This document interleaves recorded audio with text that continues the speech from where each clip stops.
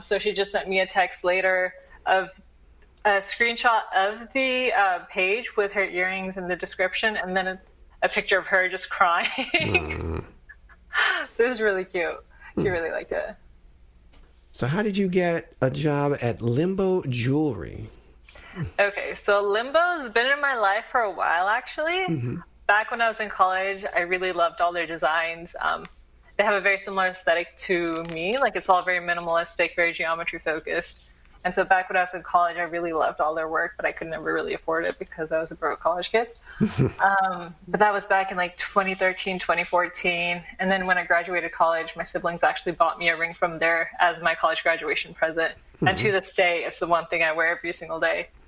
And so towards the end of last year, 2018, Limbo had posted like a jewelry production assistant job posting at my college. And so I applied then. They said that they had already filled a position, but that they'd keep me in mind. And I thought that I was never going to hear from them again. But they contacted me in February and asked me to fill this position or come in and interview for this position. And so I interviewed and everything. I think it went all right. But it turns out like that they ended up hiring me, but at the same time, they hired this one other person too. And the other lady they hired, me and her had been Instagram friends for ages and we'd been trying to meet up for ages and nothing had ever worked out. So it was just this weird coincidence or twist of fate. Or providence, maybe. Maybe. But it was, it all turned out for the best. The other lady they hired, Hannah, is a really good friend of mine. And in the Limbo studio, it's just like 6 women just making jewelry. And it was the first time that I think I'd been surrounded by so many like creative women. And it's just a really good environment to be in and really empowering. And where is Limbo Jewelry located? Austin, Texas. Yeah, they have a few stores around town. They have a few stores, okay. Got to check them out when you're in Austin. And then you had a pop-up event at the Nina Baranato store. Well, what is that exactly? So Nina Baranato she's another local Austin jewelry designer.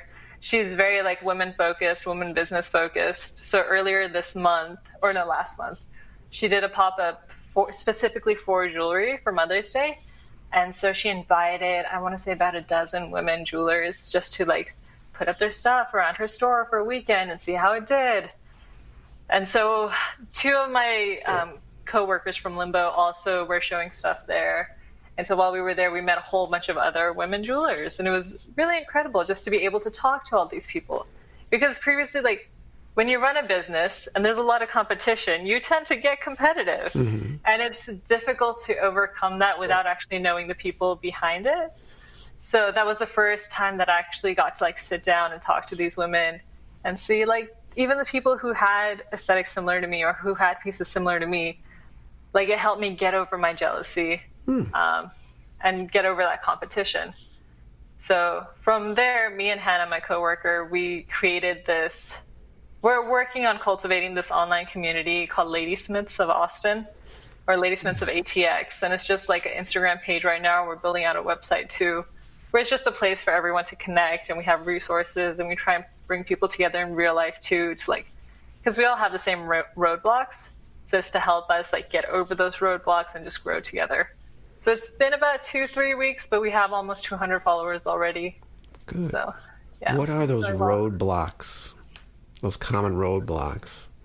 Well, like a lot of us, like when we're starting out and we want to wholesale and we don't know how to, so just like building line sheets together, or like how to reach out to stores and ask them to stock our jewelry, just stuff like that. That's where we're at right now. But in the future, we want to talk about like doing trade shows together or like going back to basics, just like how to price your jewelry.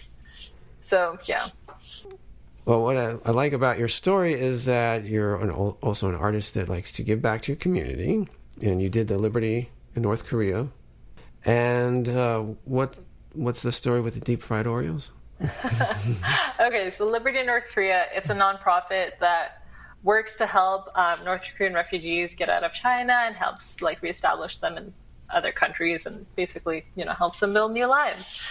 And so I was part of the chapter here at the UT Austin, the University of Texas at Austin. I was there for, I think, 2 years. And so every Friday we would fry Oreos out on the main plaza and sell them to help, fund these refugee missions. Oh, missions is the best word. Refugee rescues. And so it got to the point where every semester we were raising $3,000, which is the amount needed for one refugee rescue. Wow. Yeah. That's a lot of deep fried Oreos. It is. Yeah, it became a staple of the community. And even after I left the university, I would sometimes I'd have my pin on my bag or something, and people would be like, yes, I saw them frying Oreos out on Gregory Plaza. So yeah, it became a thing we were known for. And how many refugees did you help with those Oreos? Well, Liberty North Korea as an organization, they've helped over 1,000 now. I think our chapter when I was there had helped up to 12. That's a good number. It really is. Yeah. And she did a TEDx talk on that. Yes. Which is part of your website. It was good. It was really good. Thank you. Thank you. You got to check it out. What made you do the TEDx talk? So the guy who was organizing it, he was a friend of my brother's or something. And even 2-3 weeks before the event, they were like, oh, we don't have enough women. And so I was one of the women proposed to speak. And so I pitched them an idea of my work with refugees and how I thought it was especially important then. And so with 2 weeks before the talk, they said that I got the talk.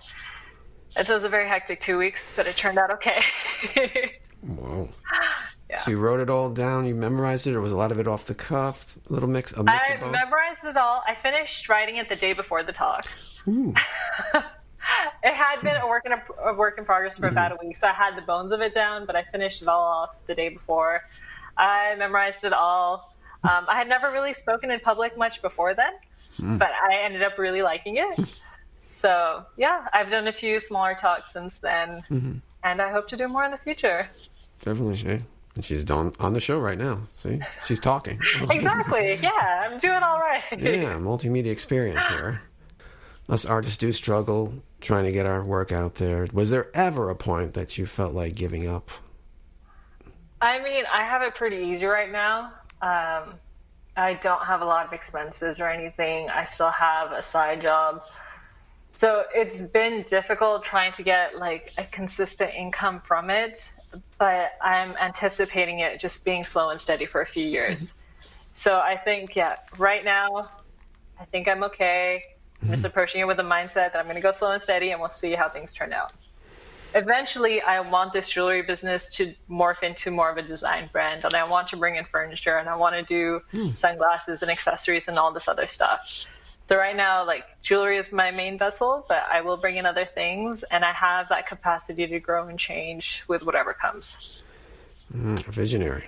That's what we need. I like it.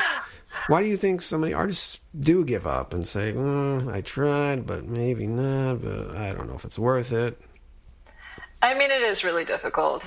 I do have a lot of insecurity and self-doubt, but I think you just have to stay rooted in why you started and just keep an eye on the long picture and just keep going. Do you think we all have an artist inside of us? For sure. Growing up, my dad was never artistic, and then he found the glass, and then he became an amazing artist.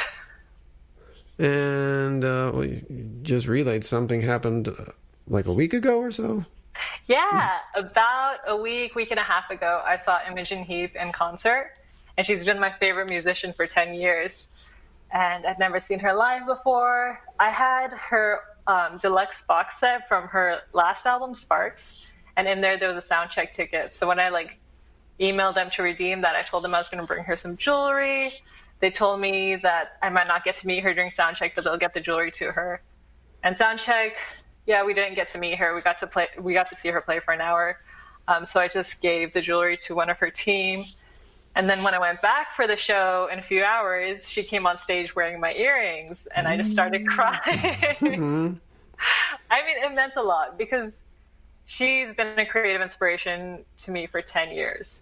And so I just wanted to give something back to her because she's done so much for me. I never anticipated like actually seeing her wear them. Yeah, so that was really cool. I got to meet her after the show and she was super grateful for them. And she ended up wearing them in multiple Instagram posts like the rest of the week. So, wow. yeah, that happened last week. I'm still floating on cloud 9. I'm in the process of writing a big old blog about it. So that'll be up on my website in a few days.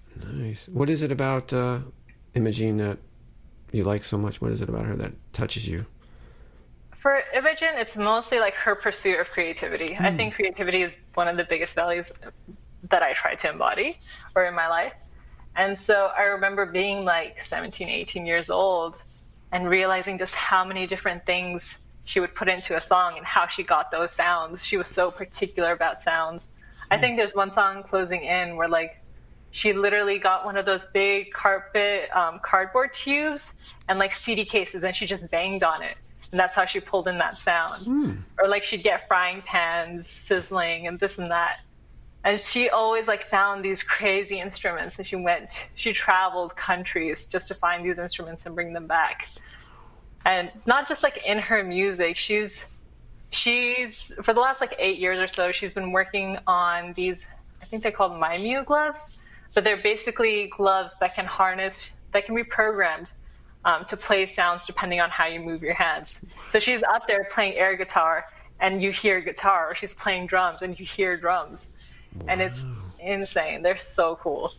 So yeah, just her pursuit of creativity and of innovation has been inspiring to me for like 10 years. Jeez, it's inspiring me right now, man. Wow. Yeah. I gotta check her out.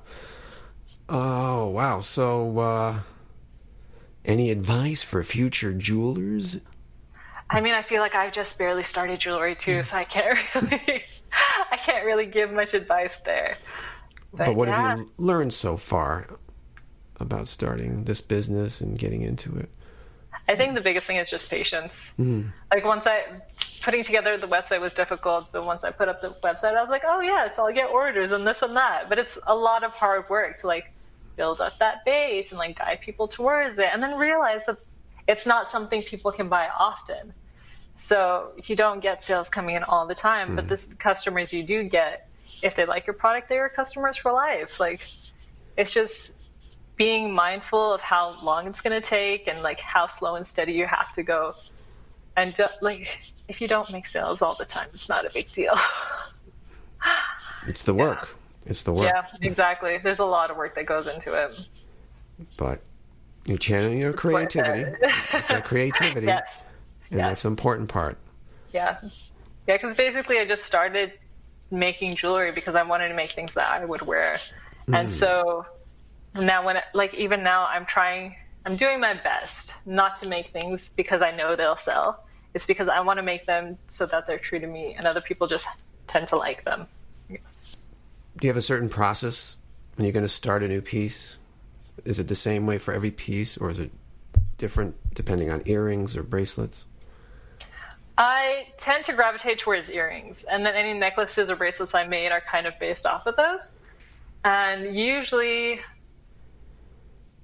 I just take the wire or the metal and just see where it leads. I don't pre-plan anything. I really love geometry. So I usually start off with some shape. Cubes have always been my favorite since I was like really, really little. I remember like being in 6th, 7th grade and like carving out cubes out of styrofoam and this and that. So even now, like a lot of my works, like they start off as cubes and evolve into something else.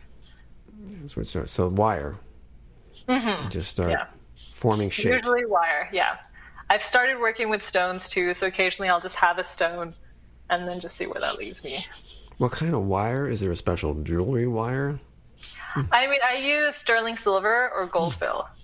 So keep that in mind, kids and adults.